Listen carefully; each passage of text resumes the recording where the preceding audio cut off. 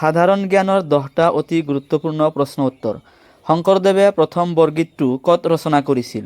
উত্তৰ বদ্ৰিক আশ্ৰমত। অসমৰ প্ৰথম লোক আদালত ক'ত স্থাপন হৈছিল? উত্তৰ হাজোত।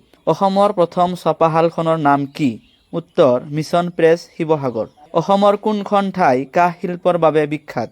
উত্তৰ সাৰ্থেবাৰী বৰপেটা। কোনজন আহোম ৰজাই পোনপ্ৰথমে হিন্দু ধৰ্ম গ্ৰহণ কৰিছিল? উত্তৰ চুহুংমুং। কোন ৰজাৰ দিনত ব্ৰহ্মপুত্ৰ নদীৰ মাজত উমানন্দ দেৱালয় নিৰ্মাণ কৰা হৈছিল? উত্তৰ গদাধৰ সিংহৰ দিনত 1694 চনত।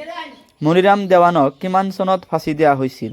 উত্তৰ 1758 চনত। কোন চনত প্ৰথমবাৰৰ বাবে অসমত ৰাষ্ট্ৰপতি শাসন বলবৎ হৈছিল? উত্তৰ 1979 চনত। স্বাধীনতা যুঁজৰ প্ৰথমগৰাকী অসমীয়া শ্বহীদ কোন? উত্তৰ পিয়লি ফুকন। 2005 চনত কাৰ নেতৃত্বত BTADৰ কাৰ্যবাহী পৰিষদ গঠন হৈছিল? উত্তৰ হাগ্ৰামা মহিলাৰীৰ দিনত।